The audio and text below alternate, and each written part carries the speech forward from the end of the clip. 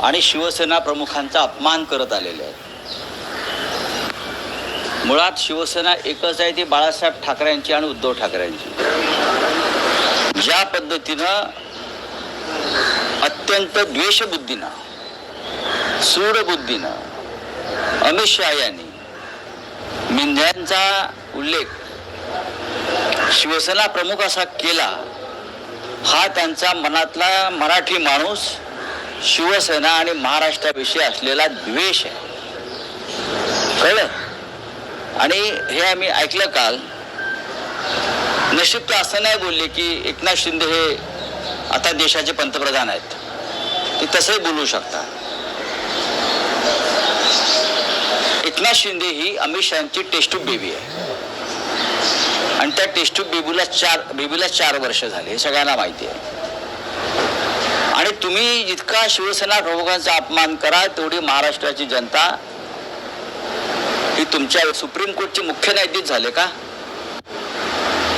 शिवसेना कोणाची हा निर्णय अद्याप सुप्रीम कोर्ट 4 वर्षात देऊ शकला नाही. तुमच्या दबावामुळे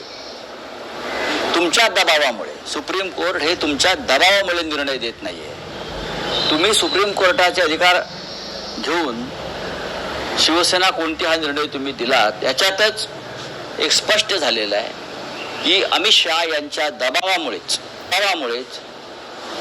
निवडणूक आयोगानं चिन्ह आणि पक्ष हा मिंदे गटाला दिला आणि अमित शहा यांच्या दहशत आणि दबावामुळेच, ईडीमुळे सातत्यानं शिवसेना फोडण्याची प्रक्रिया सुरू आहे. तेव्हा काल जे म्हणालेत, हे त्यांच्या पोटातलं विष अमित शहांच्या ओठावर आलं. अमित शहांच्या पोटातलं विष ओठावर आलं की शिंदे हे शिवसेना प्रमुख आहेत. शिवसेना प्रमुखांची जागा घेण्याची प्रेरणा ही अमित शहाने एकनाथ शिंदेला दिली आणि त्याच्यामुळे या महाराष्ट्रामध्ये आणि या महाराष्ट्राचं प्रचंड नुकसान झालं. आणि तरीही जर कोणी अमित शहांच्या नावानं टाळकुटेपणा करत असतील मिंदे गट, तर ते महाराष्ट्राच्या मातीशी आणि आपल्या आईशी गद्दारी करतायत. अमित शहा 2029 साठी हे सर्व फोडाफोडीचं राजकारण करतायत असं राज ठाकरेंनी म्हणणं आहे आणि वर्षभरात गोंधळ निर्माण होणार आहे असं देखील. अराजक गोंधळ नाही, अराजक. अमित शहा एक व्यापारी आहेत. त्यांचा मूळचा उद्योग हा शेअर बाजारामध्ये पैसे गुंतवणं आणि फायदा करणं आणि मग शेअरचे कृत्रिम भाव वाढवणं आणि पैसे वर खाली करणं हा त्यांचा मूळ व्यवसाय आहे. बाकी सहकार वगैरे हे ढोंग आहे. त्यांनी या देशामध्ये अराजक निर्माण करण्याची सुपारी घेतलेली आहे. कोणाकडून घेतली भविष्यातला काळ ठरवेल. ज्या पद्धतीने या राज्यातले देशातले सर्व प्रादेशिक पक्ष फोडून, ते खासदार फोडून, आपल्या पाठीशी उभे करून भविष्यामध्ये नरेंद्र मोदींना आव्हान देण्याचं त्यांचं जे षडयंत्र आहे, त्याच्यामध्ये त्या षडयंत्रात मोदींना आव्हान द्यायच्या षडयंत्रामध्ये त्यांनी एकनाथ शिंदे सारख्या लोकांना सामील करून घेतलेला आहे. लक्षात घ्या, उद्या या खासदारांच्या बळावर ते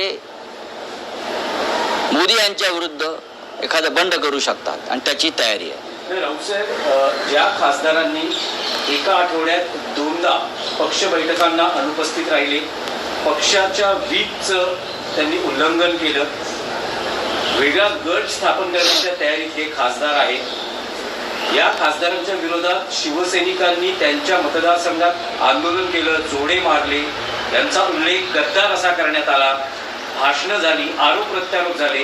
पण आता याच खासदारांची मनधरणी केली जाते. या खासदारांसाठी मातोश्रीचे दरवाजे उघडे असल्याचं म्हटलं जाते. असं कोण म्हणालं? आदित्य ठाकरे म्हणाले की मातोश्रीचे दरवाजे खुले आहेत. आदित्य ठाकरे नंतर वरुण सरदेसाई, तुमचे आमदार कैलास पाटील हे ओमराजेंची मनधरणी करण्यासाठी गेलेले आहेत. तर मग समजायचं काय? आता मी तुम्हाला समजावून सांगतो. येस, हे सर्व खासदार तांत्रिकदृष्ट्या आजही शिवसेनेमध्ये आहेत. लोकसभा अध्यक्ष ओम बिर्ला यांच्याकडून कोणत्याही प्रकारचे निर्देश या खासदारांसंदर्भात अधिकृतपणे समोर आलेले नाही. नंबर 2, ते ज्या गटात जाऊ इच्छितात असं सांगितलं जातं. त्या मिंदे गटाकडून सुद्धा हे 5, 6, 4 खासदार आमच्याकडे येणार आहेत अशा प्रकारचं कोणतंही वक्तव्य आलेलं नाही. या सर्व खासदारांनी आतापर्यंत आम्ही शिवसेना सोडलेली आहे असं जाहीर केलेलं नाही. ते व्हीपचं उल्लंघन करून आमच्या बैठकीला हजर राहिले नाही ते खरं आहे आणि त्याबद्दल त्यांच्यावर कारवाई सुरू आहे. हा एक तांत्रिक मुद्दा आहे. काही खासदार अजूनही संपर्कात आहेत आमच्या. आता त्यांना त्यांच्या मतदारसंघात त्याला भीती वाटते कारण लोकांचा रोष आहे. ज्या खासदारांनी संपर्क केलेला आहे आणि ज्या खासदारांनी सांगितलं की आम्ही अजूनही शिवसेनेबरोबर आहोत, काहीतरी गैरसमज होतो आहे, अशा खासदारांशी आम्ही चर्चा करणं हे स्वाभाविक आहे. ज्या क्षणी ते सांगतील आम्ही शिवसेनेचा त्याग केलेला आहे त्या क्षणी आमचे त्यांचे संबंध पूर्ण तुटतील. आज शिवसेना पक्षप्रमुख हे ईशान्य मुंबईच्या खासदारांनी जी काय बेईमानी केलेली आहे उघडपणे, आज या भागात येऊन ते कार्यकर्त्यांचे मेळावे घेणार आहेत ना. त्यानंतर ते 27, 28, 29 तारखेला ते या सर्व खासदारांच्या मतदारसंघात भेटी देणार आहेत. उद्धव ठाकरे त्यांचा दौरा नागपूर, यवतमाळपासून सुरू होईल मराठवाड्यात आणि तो शिर्डीला संपेल. 5ही मतदारसंघात मुंबई बाहेरच्या माननीय उद्धवजी जाणार आहेत आणि कार्यकर्त्यांना भेटणार आहेत. ही एक प्रक्रिया त्याच वेळेला सुरू आहे. त्याच्यामध्ये धाराशिव सुद्धा आहे हे लक्षात घ्या. धाराशिव आहे, हिंगोली आहे, परभणी आहे, शिर्डी आहे, यवतमाळ आहे. हे सर्व मतदारसंघ जे दौरा पक्षप्रमुखांचा होतो त्याच्यामध्ये समाविष्ट आहे.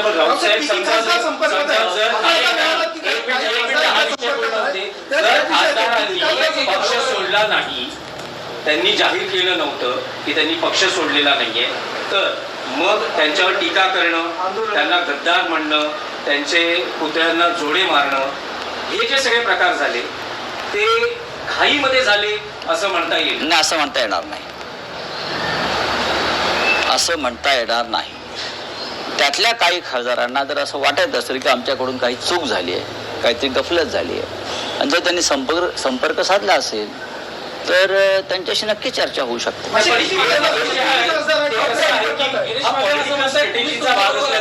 पॉलिटिकल स्ट्रॅटेजी काय फक्त मित्रांनी करावी, आम्ही करू नये का? पॉलिटिकल स्ट्रॅटेजी, कारण 6चं संख्याबळ आवश्यक आहे. जर ओमराजे निंबाळकर जात नाही तर ते संख्याबळ 2/3 मेजॉरिटी होत नाही. त्यामुळे आता हा स्टँड घेतला गेला आहे का की जे ऑपरेशन टायगर आहे ते अयशस्वी किंवा फेल करावं. बघा, ओमराजे निंबाळकर यांनी आतापर्यंत एकदाही सांगितलेलं नाही की मी शिवसेना सोडली आहे किंवा सोडतोय. कालच त्यांचं मी वक्तव्य ऐकलं की ते असं म्हणतात की मी अद्याप शिंदे गटात जायचा निर्णय घेतलेलाच नाही. तर माझ्याविषयी बातम्या का प्रसिद्ध होत आहेत? त्यांचं असंही म्हणणं आहे की मी माझ्या वडिलांच्या खटल्यासंदर्भात व्यस्त राहिल्यामुळे मला काही वक्तव्य करता आली नाहीत. हे जर त्यांनी स्वतःहून वक्तव्य केलं असेल तर पक्ष म्हणून त्यांच्याशी जर चर्चा संवाद होत असेल तर ती करायला काहीच हरकत नाही. असे अजून एक खासदार आहेत की ज्यांच्याशी संवाद सुरू आहे. उल्लेख केला आहे की खासदार फुटण्यापूर्वी एक खासदार दिल्लीत आले होते आणि त्यांनी म्हटलं की साहेब सरकारशी जुळवून घ्या. जे अर्जव केलं गेलं तुम्हाला, तर ते काय अर्ज होतं आणि हा अर्जव करणारा खासदार नेमका कोण आहे? बघा की प्रत्येकाचा विषय येतो पैसा आणि निधी हे काय फुटण्याचं कारण असू शकत नाही. मग मधु दंडवती फुटली असते, मधु लिमये फुटली असते, मी त्यांना सांग जॉर्ज फर्नांडिस फुटले असते. तुम्ही जेव्हा आमच्याकडे उमेदवारी मागायला येता शिवसेनेकडे की मला निवडणूक लढायची आहे, तेव्हा तुम्हाला माहिती आहे की मी विरोधी पक्षात आहे, शिवसेना विरोधी पक्षात आहे आणि इथे संघर्ष आहे विरोधी पक्षामध्ये. तरी तुम्ही आमच्याकडे उमेदवारी मागायला येता आणि लढण्याची भाषा करता आणि मग निवडून आल्यावर तुम्हाला सत्तेची ऊब हवी असते. हे चुकीचे आहे म्हटलं. या देशामध्ये सगळ्यात जास्त प्रतिष्ठा ही विरोधी पक्षांच्या उत्तम आमदार खासदारांना आहे. आम्ही एक उदाहरण आहोत त्याच्यामध्ये सगळे. मग जॉर्ज फर्नांडिस पासून मधु दंडवते असतील, मधु लिमया असतील, कॉम्रेड हिरेन मुखर्जी असतील, एकेकाळी ममता बॅनर्जी होत्या, हे सगळे विरोधी पक्षातून पुढे आलेले लोक आहेत. विरोधी पक्षात काम करणं ही सन्मानाची गोष्ट आहे. आपण लोकांचा आवाज आहोत हे त्यांना मी समजून सांगितलं. पण आता त्यांना 200 कोटीचा निधी, 500 कोटीचा निधी अशी आमिष दाखवून आता 500 कोटीमध्ये 25% सरळ सरळ किकबॅक मिळते त्या लोकांना. त्या किकबॅक आणि 25 कोटीचं 50 कोटीचं जे कमिशन मिळत आहे त्या मोहामध्ये खासदार अडकत आहेत. समजा जर या खासदारांनी तुम्ही तिला या ठिकाणी 15 कोटी घेतले, आणखी 10 कोटी मिळाले, जर ओमराजेंच्या बाबतीत एक न्याय असेल तर उरलेल्या अन्य 5 खासदारांच्या बाबतीतही तोच न्याय असेल. त्या सगळ्या हो, त्यांनी जर पैसे घेतले असतील तर त्यांनी ठेवावे आपल्या घरात, त्यांनी परत पक्षात यावं. पुढल्या निवडणुकीला त्यांना खर्च करता येतील ते. गिरीश महाजन असं म्हणतायत आता खाली राहिलेलं नाही तुमच्या पाठीमागं ईडी सीबीआय आता कधी तुमच्या घरी येत आहे ते आम्ही पाहतो.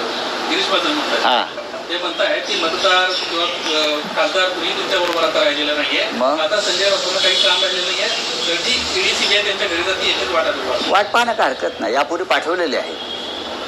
बरं का, याचा अर्थ ईडी सीबीआय तुमच्या घरगडी आहेत ना.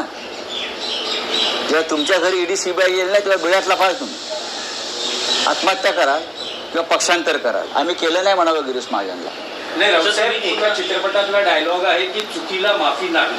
पण आता शिवसेना उद्धव बाळासाहेब ठाकरे पक्षात चुकीला माफी मिळेल असं म्हणता येईल. मग गद्दारांना एखाद्या पक्षात प्रवेश घेऊन त्याचा मान सन्मान करण्यापेक्षा बरं का, एखादा चुकला आणि त्यांनी माफी मागितली असेल, त्याला पश्चाताप झाला असेल तर राजकारणामध्ये, सध्याच्या राजकारणामध्ये ते स्वीकारलं पाहिजे.